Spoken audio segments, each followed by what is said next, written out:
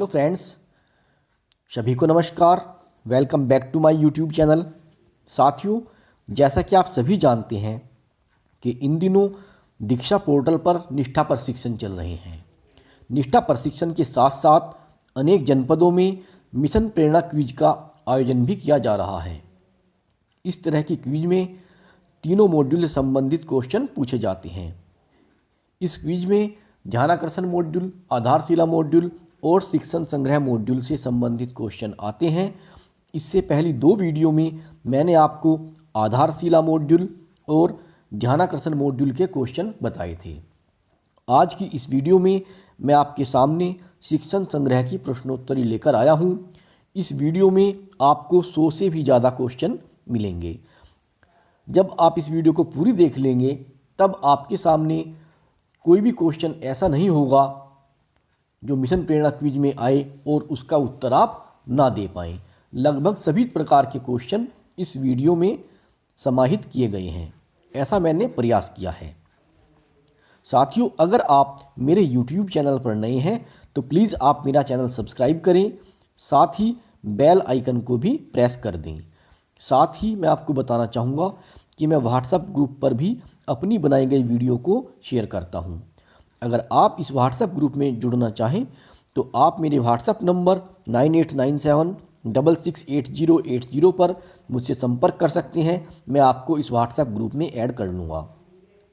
इस WhatsApp group का link आपको इस वीडियो के डिस्क्रिप्शन बॉक्स में भी मिल जाएगा।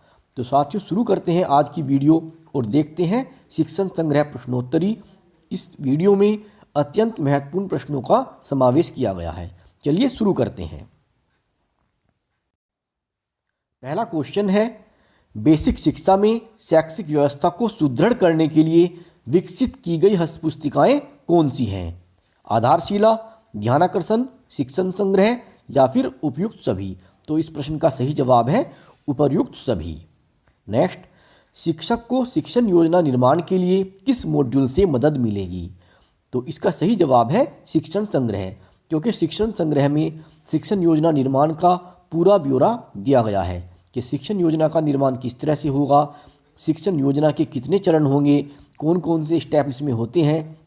इन सभी का वर्णन शिक्षण संग्रह मॉड्यूल में किया गया है। नेक्स्ट क्वेश्चन, रुचिकर एवं प्रभावी कक्षा शिक्षण के लिए शिक्षण योजना निर्माण किस हस्तपुस्तिका की सहायता से की जा सकती है? इस प्रश्न का सही जवाब है शिक्षण संग्रह। अगला प्रश्न, शिक्षण संग्रह कंपेंडियम क्या है? इस प्रश्न का सही जवाब है विद्यालयों में सभी घटकों जिनका उपयोग दैनिक कक्षा शिक्षण के नियोजन एवं क्रियान्वयन में कर सकते हैं, इनका संग्रह शिक्षण संग्रह है। नेक्स्ट क्वेश्चन, शिक्षण संग्रह का विकास किया जाता है ए, शिक्षकों की आवश्यकताओं, उनके कार्य क्षेत्र में आने वाली समस्याओं के दृष्टिगत, शिक्षकों के सम्मान के दृष्टिगत, शिक्षकों को अपने कार्य में व्यस्त रखने के लिए, इनमें से कोई नहीं। सही जवाब विकल्प ए।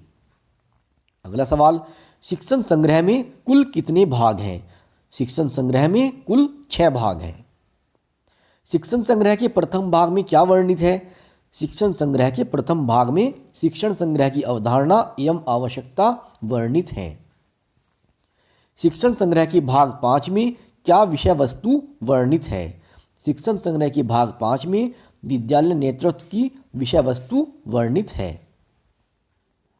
नेक्स्ट क्वेश्चन, शिक्षण संग्रह की गतिविधियों का विद्यालयों में प्रयोग का अनुश्रवण कौन करता है? सही जवाब है उपर्युक्त सभी, यानी कि BEO, SRG और ARP, ये सभी विद्यालय का अनुश्रवण करते हैं।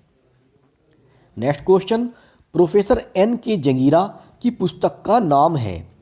प्रभावी शिक्षक, रिपब्लिक, आदर्श शिक्षक, इनमें से कोई नहीं। सही जवाब विकल्प ए, प्रभावी शिक्षक। नेक्स्ट क्वेश्चन, प्रभावी शिक्षण की सीढ़ी को शिक्षण संग्रह के किस भाग में स्पष्ट किया गया है? इसका सही जवाब है भाग 2। साथियों, अंग्रेजी के जो अल्फ़ाबेट है ए से लेकर जेड तक 26 हैं, इन सभी को शिक्षण की सीढ़ी के रूप में इसमें वर्णन किया गया है।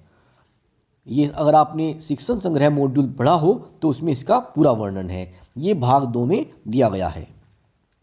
प्रभावी शिक्षण की सीढ़ी में कितने तरीके हैं? 26। बच्चों को सीखने की प्रक्रिया को सरल एवं बाल केंद्रित बनाते हुए स्थायी अधिगम हेतु अंग्रेजी के 26 अक्षरों को किस तरह प्रयोग किया गया है? सही जवाब प्रभावी शिक्षण की सीढ़ी की तरह। अगला प्रश्न, प्रभावी शिक्षण में शिक्षा का प्रकार बाल केंद्रित होगा। सही। अगला प्रश्न है, प्रभावी शिक्षण के लिए कक्षा का माहौल होना चाहिए अनुशासित, शोरगुल, आनंददायी, दंडात्मक। सही जवाब आनंददायी। अगला प्रश्न, अधिगम पत्रिका संबंधित है ध्यानाकर्षण, आधारशिला, निष्ठा, प्रभावी शिक्षण की सीढ़ी। सही जवाब है विकल्प डी, प्रभावी शिक्षण की सीढ़ी। अगला प्रश्न, अधिगम पत्रिका लिखने के लिए प्रोत्साहित किया जाता है छात्रों को। सही जवाब है विकल्प ए, छात्रों को। अगला प्रश्न, प्रभावी शिक्षण की सीढ़ी के रूप में जी का क्या आशय है? तो साथियों, प्रभावी शिक्षण की सीढ़ी में G4 गोल बताया गया है। गोल यानी कि लक्ष्य का निर्धारण, विकल्प सी। अगला प्रश्न, प्रभावी शिक्षण की सीढ़ी के रूप में A to Z में लेटर ए क्या प्रदर्शित करता है? इसका सही जवाब है एक्टिव इन्वॉल्वमेंट यानी कि सक्रियता। अगला सवाल, प्रभावी कक्षा शिक्षण का उदाहरण है प्रभावी कक्षा में सभी बच्चे विषयगत रचनात्मक क्रियाकलापों में व्यस्त रहते हैं। यह वाक्य प्रभावी शिक्षण की सीढ़ी के किस अक्षर से लिया गया है? विकल्प ए, विकल्प बी, सी। तो इसका सही जवाब है विकल्प बी यानी कि बी। अगला प्रश्न, प्रभावी शिक्षण के लिए कक्षा में हास परिहास यानी खुशी का माहौल होना बहुत जरूरी होता है। यह तनाव को दूर करता है और कक्षा का वातावरण आनंददायी व पढ़ने के लायक बनाता है। यह वाक्य प्रभावी शिक्षण की सीढ़ी के किस अक्षर से लिया गया है? तो साथियों, हास परिहास यानी कि खुशी का माहौल बनाना यानी कि मजाक, हंसी मजाक होना, इसका मतलब है ये H से लिया गया है। H4 होता है ह्यूमर। ह्यूमर मीन्स हास परिहास। तो इसका विकल्प बी सही है। नेक्स्ट क्वेश्चन, बातचीत एक तरीका है जिसके माध्यम से शिक्षक व बच्चे आपसी विचारों का आदान प्रदान करते हैं। बातचीत के दौरान बच्चों के अनुभवों से शिक्षण कार्य की शुरुआत करने से आपका कक्षा शिक्षण प्रभावी होगा। यह वाक्य प्रभावी शिक्षण की सीढ़ी के किस अक्षर से लिया गया है? तो यह वाक्य लिया गया है N से। N4 होता है नेगोशिएशन यानी कि परस्पर बातचीत करना। तो इसका विकल्प बी सही है। N means negotiation. अगला है, सीखने की प्रक्रिया सीखने की विषय वस्तुओं के परस्पर संबंध स्थापना पर निर्भर करता है। यह हमेशा सरल रेखीय नहीं होती है बल्कि इसमें अधिगम कार्यों की कई श्रृंखलाएं शामिल होती हैं। यह प्रभावी शिक्षण की सीढ़ी में किस अक्षर का उद्देश्य है? तो इसका सही जवाब है विकल्प सी, एल। नेक्स्ट क्वेश्चन, अधिगम पत्रिका की जानकारी हमें प्रभावी शिक्षण की सीढ़ी के किस अक्षर से मिलती है? तो इसका सही जवाब विकल्प सी, जे। अगला प्रश्न, शिक्षण योजना प्रारूप में कुल बिंदुओं की संख्या कितनी है? इसका जवाब है विकल्प सी, 6 बिंदु हैं। नेक्स्ट क्वेश्चन, शिक्षण योजना का आधार है लर्निंग आउटकम। सही जवाब है विकल्प सी, लर्निंग आउटकम। अगला प्रश्न, शिक्षण योजना से पढ़ाने का फायदा है सीखने सिखाने की प्रक्रिया योजनाबद्ध तरीके से चलती है, कक्षा का माहौल रुचिकर होता है, बच्चे निर्धारित लर्निंग आउटकम हासिल कर लेते हैं, उपर्युक्त सभी। तो उसका सही जवाब है विकल्प डी, उपर्युक्त सभी। नेक्स्ट क्वेश्चन, शिक्षण योजना बनाते समय क्या ध्यान रखेंगे? ए, बालक का वर्तमान अधिगम स्तर एवं पूर्व ज्ञान। विकल्प बी, बालक की आयु। विकल्प सी, एक पाठ को कम से कम 2 वादन में समाप्त करना। इसका सही जवाब है विकल्प डी, उपर्युक्त सभी। 29, शिक्षण योजनाओं हेतु समझ स्पष्ट करने हेतु शिक्षण संग्रह के किन पृष्ठों का अध्ययन अधिक लाभप्रद होगा? इसका सही जवाब है विकल्प बी, पृष्ठ 130 से 178 तक। अगला क्वेश्चन है, शिक्षण योजना के प्रारूप में क्या शामिल नहीं है? इसका सही जवाब है विशिष्ट उद्देश्य। नेक्स्ट क्वेश्चन, किस स्थिति में कक्षा का शैक्षणिक वातावरण बेहतर होगा? सीखना सिखाना योजनाबद्ध क्रमबद्ध ढंग से होता है, भिन्न भिन्न स्तर के बच्चों के पास कार्य करने के मौके दिए जाएं, बच्चे निर्धारित लर्निंग आउटकम प्राप्त कर लेते हैं, ये सभी। इसका सही जवाब है विकल्प डी, ये सभी। अगला क्वेश्चन, शिक्षक डायरी क्या है? इसका जवाब है विकल्प बी, स्वयं मार्गदर्शिका। अगला क्वेश्चन, शिक्षक डायरी के मुख्यतः कितने भाग होते हैं? शिक्षक डायरी के मुख्यतः 5 भाग होते हैं। शिक्षक डायरी का संबंध है शिक्षक के पूरे सत्र तक व्यवस्थित शिक्षण योजना से, विकल्प डी। 34, इस प्रपत्र के 50 प्रश्न शिक्षक डायरी में संलग्न होंगे, यह प्रपत्र कौन सा है? इसका जवाब है विकल्प ए, शिक्षक द्वारा सप्ताह में किए गए शिक्षण कार्य का विवरण। नेक्स्ट क्वेश्चन, शिक्षक डायरी में 10 रिक्त पन्ने होंगे, क्यों? इसका जवाब है विकल्प सी, शिक्षक को आवश्यकतानुसार टिप्पणियां अंकित करने के लिए शिक्षक डायरी में 10 रिक्त पन्ने होंगे।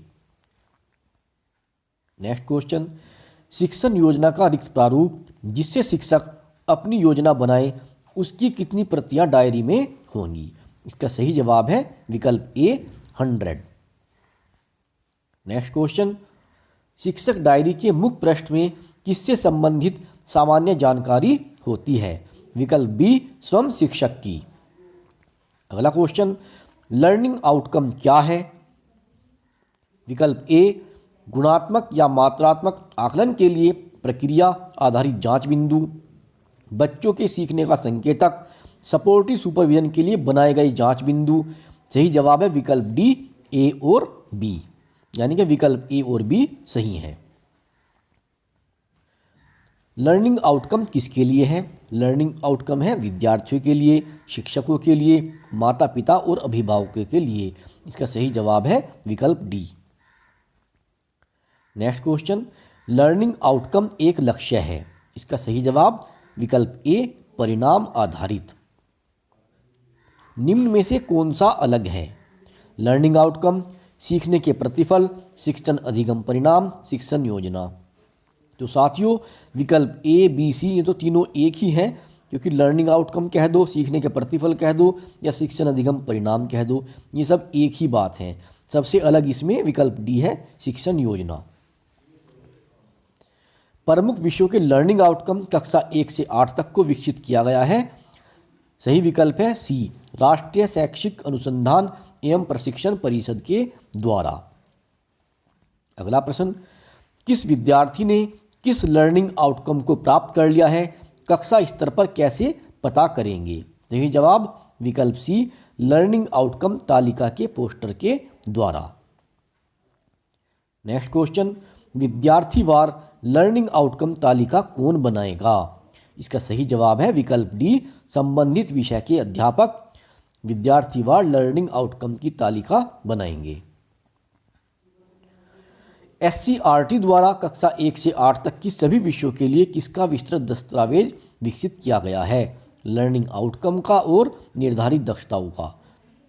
सही जवाब विकल्प डी, इसमें कथन 1 व 2 दोनों सही हैं। नेक्स्ट क्वेश्चन, लर्निंग आउटकम को और किन नामों से जाना जाता है?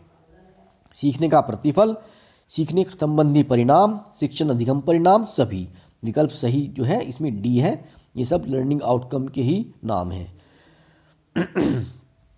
नेक्स्ट क्वेश्चन, विद्यालयों में प्रयोग किए जाने वाले मुख्य आईसीटी संसाधन नहीं हैं?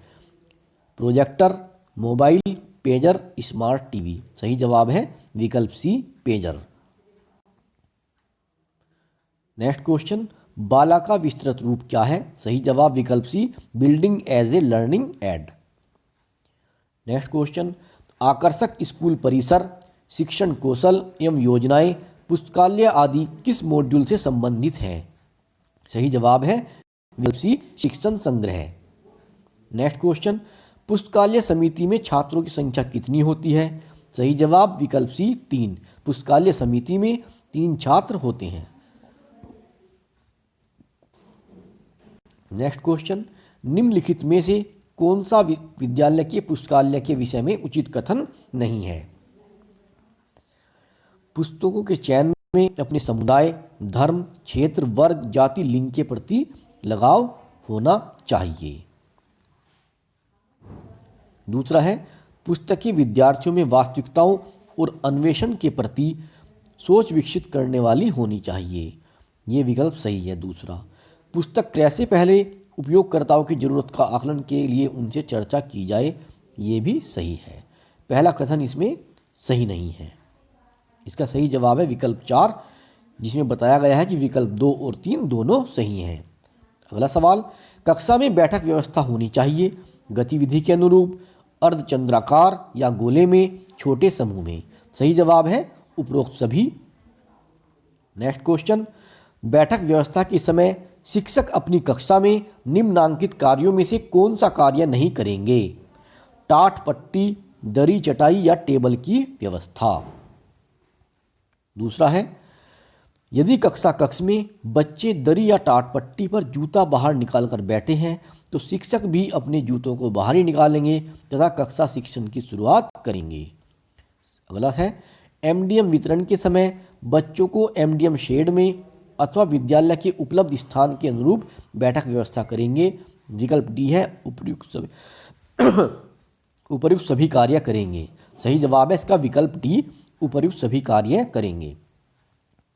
अटेंडेंस स्क्वाड संबंधित है बच्चों की उपस्थिति से। इसका सही जवाब है विकल्प बी। अगला क्वेश्चन, शैक्षिक गतिविधियों के सुचारू रूप से संचालन के दृष्टिगत इसके मूल आधारों को समझ लेना आवश्यक है।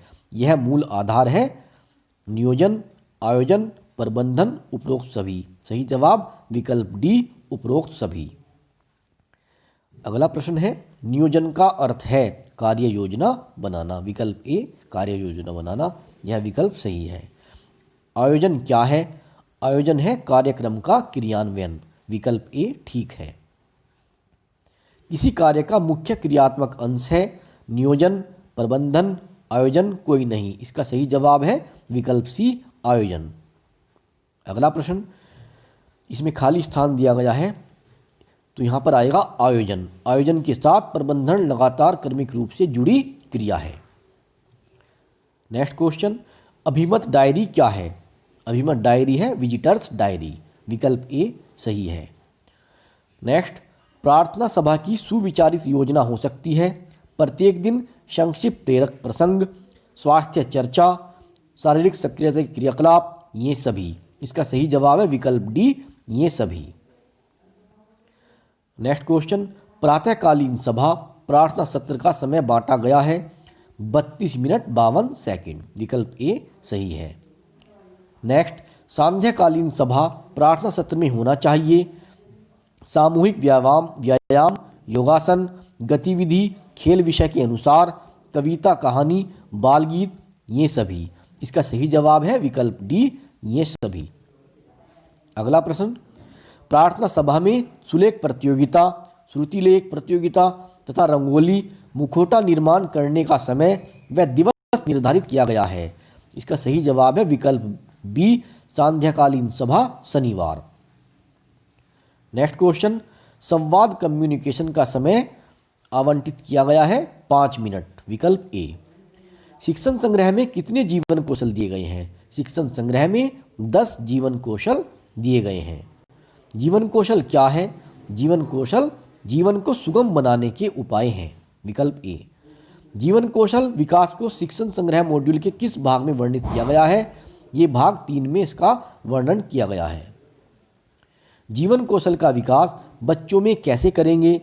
स्वयं बच्चों पर छोड़ देंगे, समालोचनात्मक एवं सृजनात्मक सोच के द्वारा, निर्णय लेना, समस्या समाधान, स्व जागरूकता। इसका सही जवाब है विकल्प बी और सी दोनों। बाल संसद की चर्चा किस मॉड्यूल में की गई है? सही जवाब शिक्षण संग्रह में। बाल संसद का संबंध है, सही जवाब विकल्प सी, बालक बालिकाओं का मंच। जैसा कि नाम से ही चलता है पता, बाल संसद यानी कि बच्चों की संसद। बाल संसद का उद्देश्य है नेतृत्व का विकास, जीवन मूल्यों का विकास, व्यक्तित्व का विकास, उपर्युक्त सभी। सही जवाब विकल्प डी, उपर्युक्त सभी। रचनात्मक आकलन क्या है? रचनात्मक आकलन है सतत एवं व्यापक मूल्यांकन। नेक्स्ट क्वेश्चन, आकलन के विषय में शिक्षण संग्रह में सतत एवं व्यापक आकलन या रचनात्मक आकलन को और क्या कहा गया है? इसका सही जवाब है विकल्प ए, सीखने के लिए आकलन। नेक्स्ट क्वेश्चन, बच्चों के किन पक्षों का आकलन किया जाना चाहिए? इसका सही जवाब है सीखना, कौशल, रुचियां, रुझान, अभिप्रेरणा भिन्न भिन्न विषयों में। बच्चों के इन सभी पक्षों का आकलन किया जाना चाहिए, विकल्प बी सही जवाब है। अगला प्रश्न, शिक्षण की समाप्ति पर आकलन व समेकन के लिए कितना समय निर्धारित होना चाहिए? सही जवाब 10 मिनट। नियमित आकलन प्रक्रिया में सहायक है बच्चों की कॉपी, स्लेट, समूह चर्चा, ये सब बच्चों की नियमित आकलन प्रक्रिया में सहायक है। नेक्स्ट क्वेश्चन, सतत व व्यापक मूल्यांकन में बच्चों की प्रगति की तुलना की जाती है उसकी अपनी प्रगति से। अगला सवाल, शिक्षण अधिगम प्रक्रिया का आकलन जरूरी है? सही जवाब है विकल्प सी, प्रक्रिया के उद्देश्य प्राप्ति के स्तर मापने हेतु। अगला प्रश्न, बच्चों के अधिगम के आकलन में सहायक है प्रश्नोत्तरी पहेली, विकल्प ए। शिक्षण प्रक्रिया संबंधित आकलन का फीडबैक निम्न में से किसके साथ साझा किया जाना चाहिए? बच्चों, शिक्षक, अभिभावकों, सभी के साथ। सही जवाब है विकल्प डी। अगला प्रश्न, प्रधानाध्यापक द्वारा प्रत्येक सप्ताह कितने बच्चों की प्रगति की जांच की जाएगी? इसका सही जवाब है विकल्प बी 10। अगला प्रश्न, प्रधानाध्यापक के संदर्भ में निर्णय लेने और कार्य करने के आधार पर कुछ मुख्य नेतृत्व शैलियां बताई गई हैं। यह शैलियां हैं विकल्प ए 3। कुल मिलाकर 3 शैलियां बताई गई हैं। नेतृत्व कहलाता है किसी संस्था के उद्देश्य को पूरा करने के लिए टीम के साथ मिलकर कार्य को कुशलतापूर्वक करना नेतृत्व कहलाता है, विकल्प ए। अगला सवाल, शैक्षिक नेतृत्व का गुण है सभी के विचार सुनना, सम्मान देना, फिर निर्णय लेना, साथ ही शिक्षकों में टीम भावना विकसित करना तथा अपने आचरण से सिखाना, अन्य लोगों को स्वयं निर्णय लेने तथा जिम्मेदारी लेने के लिए प्रेरित करना, ये सभी। सही जवाब है विकल्प डी, ये सभी। अगला प्रश्न है, शैक्षिक नेतृत्व कैसा होना चाहिए? शैक्षिक नेतृत्व लोकतंत्रीय या जनतंत्रीय या सहभागी शैली का होना चाहिए, विकल्प 2। अगला प्रश्न, सत्ताधारी नेतृत्व की क्या विशेषता है? नेता स्वयं निर्णय लेता है, यही सत्ताधारी नेतृत्व की विशेषता है। सही जवाब है विकल्प ए। अगला प्रश्न, लोकतंत्रीय नेतृत्व क्या है? समूह भावना से काम करना, समूह की राय को महत्व देना, अपनी जिम्मेदारी को समझना, ये सभी लोकतंत्रीय नेतृत्व की निशानी होती है। स्वतंत्र शैली नेतृत्व क्या है? इसका सही जवाब है विकल्प ए, नेता का समूह पर न्यूनतम नियंत्रण या स्वतंत्र शैली नेतृत्व होता है। अगला प्रश्न, निरंकुश नेतृत्व का सबसे बड़ा दोष क्या है? सही जवाब, समूह के सदस्यों द्वारा अधीनता अनुभव करना, यही निरंकुश नेतृत्व का सबसे बड़ा दोष होता है। अगला प्रश्न, जानकारी कितने प्रकार की होती है? जानकारी 3 प्रकार की होती है। आंकड़े क्या हैं? सही जवाब विकल्प बी, जानकारी का संख्यात्मक वर्णन ही आंकड़े कहलाता है। नेक्स्ट क्वेश्चन, गुणात्मक सूचनाएं क्या हैं? सूचनाओं को शब्दों में लिखना ही गुणात्मक सूचनाएं होती हैं। नेक्स्ट, विद्यालय और समुदाय के बीच सेतु का कार्य करता है विद्यालय प्रबंधन समिति, विकल्प बी। समावेशी शिक्षा आधारित है सबके विकास के सिद्धांत पर, एकीकरण का सिद्धांत, विविधताओं को स्वीकार करने की मनोवृत्ति, सभी। सही जवाब है विकल्प डी, सभी। नेक्स्ट क्वेश्चन, दस्तावेजीकरण क्या है? इसका सही जवाब है विकल्प ए, आयोजनों की आख्याओं का क्रमवार संकलन ही दस्तावेजीकरण कहलाता है। अगला प्रश्न, सर्वप्रथम निःशुल्क और अनिवार्य शिक्षा की मांग किसने की थी? सही जवाब विकल्प सी, ज्योतिबा फुले जी। बच्चों का विद्यालय से ड्रॉप आउट होने का एक प्रमुख कारण है इसका सही जवाब है विकल्प डी, अभिभावकों की उदासीनता। नेक्स्ट, एक आदर्श कक्षा में शिक्षक की क्रियाशीलता का समय तथा बच्चों की क्रियाशीलता का समय क्रमशः होता है 10 मिनट और 25 मिनट। शिक्षक 10 मिनट क्रियाशील रहे और बच्चे 25 मिनट। नेक्स्ट, कक्षा को रुचिकर बनाने के लिए रोचक घटना, कहानी या खेल का प्रयोग करने का सही समय होता है सुविधा के अनुसार। सही जवाब है विकल्प डी, सुविधा के अनुसार। जब आपको सुविधा हो तब आप इस कार्य को कर सकते हैं। इबारती प्रश्न क्या होता है? सही जवाब है विकल्प ए, प्रश्नों को वाक्य के माध्यम से पूछना इबारती प्रश्न होता है। बाल अखबार क्या है? विद्यालय के बच्चों का स्वयं निर्मित अखबार जिसमें कहानी, कविता आदि होता है बाल अखबार कहलाता है। विद्यालय के बच्चों का जन्म दिवस कब मनाया जाता है? विद्यालय के बच्चों का जन्म दिवस प्रत्येक माह के अंतिम शनिवार को मनाया जाता है। अगला क्वेश्चन है, बालक के सर्वांगीण विकास से संबंधित है संज्ञानात्मक कौशल, भावात्मक कौशल, दोनों। सही जवाब है दोनों। विशिष्ट आवश्यकता वाले बालक कौन है? प्रतिभाशाली, विकलांग, मंदबुद्धि, सभी। इसका सही जवाब विकल्प डी, जो प्रतिभाशाली बच्चे होते हैं, विकलांग और मंदबुद्धि, ये सभी विशिष्ट आवश्यकता वाले बच्चे होते हैं। सह शैक्षिक गतिविधियों का निर्माण करते समय ध्यान रखना चाहिए विद्यार्थियों का स्तर एवं उनकी आयु, विशिष्ट आवश्यकता वाले बच्चों की प्रतिभागिता, बालिकाओं की भागीदारी, उपरोक्त सभी। इसका सही जवाब है विकल्प डी, उपरोक्त सभी। अगला प्रश्न, जन पहल हस्त पुस्तिका किसे उपलब्ध कराई गई है? सही जवाब है एसएमसी के सदस्यों को। मॉड्यूल के अनुसार मेरा सपना क्या है? बालिकाओं द्वारा बनाई गई डायरी। अगला क्वेश्चन, शिक्षक के दैनिक शिक्षण के लिए नियोजन एवं क्रियान्वयन हेतु मॉड्यूल है शिक्षण संग्रह। विकल्प सी। कक्षा 1 भाषा के लिए प्रमुख शिक्षण परिणाम दिए गए हैं, कुल मिलाकर 5।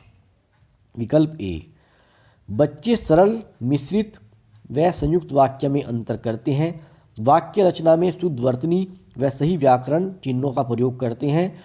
यह किस कक्षा के प्रमुख शिक्षण अधिगम परिणाम में इंगित है? इसका सही जवाब है विकल्प बी, कक्षा 7। बच्चे मौन वाचन करते हैं और पाठ्य सामग्री के मुख्य बिंदुओं पर चर्चा करते हैं। यह किस कक्षा के प्रमुख शिक्षण अधिगम परिणाम में इंगित है? सही जवाब विकल्प ए, कक्षा 5। नेक्स्ट क्वेश्चन, प्रधानाध्यापक स्कूल प्रबंधन समिति के सदस्यों की मासिक बैठक करेंगे के संदर्भ में कौन सा विकल्प सही है? इसका सही जवाब है सदस्यों को हर माह बच्चों के लर्निंग आउटकम की स्थिति से अवगत कराएंगे। विकल्प बी। नेक्स्ट क्वेश्चन, कक्षा शिक्षण के प्रारंभ में आप क्या करते हैं? सही जवाब है चयनित लर्निंग आउटकम से संबंधित पूर्व ज्ञान पर बातचीत करते हैं। अगला प्रश्न, विद्यालय विकास योजना में सम्मिलित होना चाहिए। सही जवाब है सभी शिक्षकों को, एसएमसी सदस्यों को, अभिभावक और माता समूह। विकल्प सी। सीखने सिखाने की गतिविधियां प्रक्रियाओं के उपबिंदु हैं। सही जवाब विकल्प 2, शिक्षण की शुरुआत, शिक्षण के दौरान तथा शिक्षण के बाद। नेक्स्ट क्वेश्चन, शैक्षिक गतिविधियां हो सकती हैं।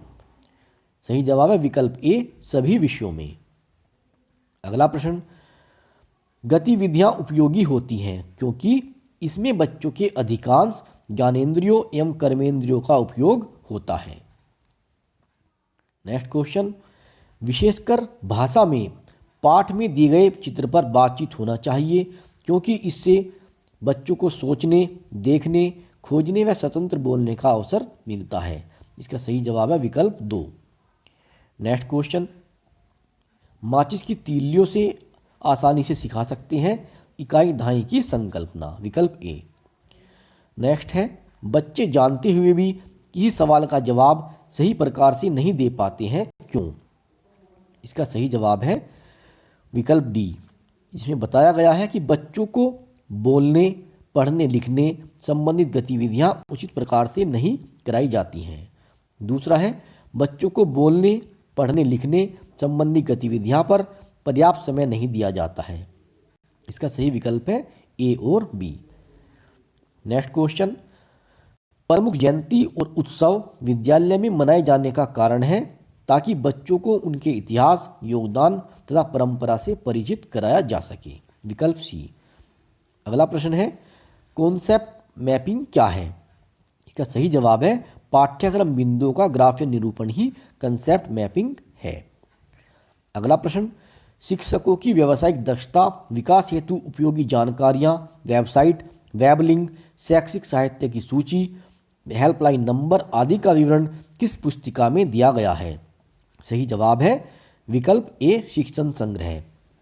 तो साथियों, ये थे 125 क्वेश्चन जो शिक्षण संग्रह मॉड्यूल से लिए गए हैं। अगर आपने इस वीडियो को पूरा देखा होगा तो ऐसा कोई प्रश्न नहीं बचा होगा अगर आपके सामने आए और आप उसका जवाब न दे सकें। अगर आप इसी मिशन प्रेरणा क्विज को फेस कर रहे हैं और उसमें शिक्षण संग्रह से कोई प्रश्न आता है तो निश्चित रूप से इसमें से ही कोई ना कोई प्रश्न आपको उसमें मिल जाएगा। तो साथियों, इस वीडियो में इतना ही। अगर आपको वीडियो उपयोगी लगा हो तो इसे आप शेयर करें अपने अन्य मित्रों के साथ ही मेरा यूट्यूब चैनल भी सब्सक्राइब कर दें। मिलते हैं आपसे बहुत जल्द अगली वीडियो में। तब तक के लिए नमस्कार। आपका दिन शुभ हो।